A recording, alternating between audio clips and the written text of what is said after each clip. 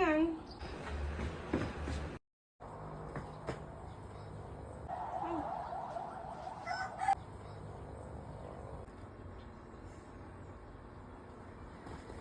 Bakit yan, Mama?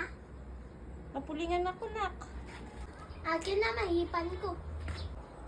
Thank you, nak. Welcome, Ma. Wala na.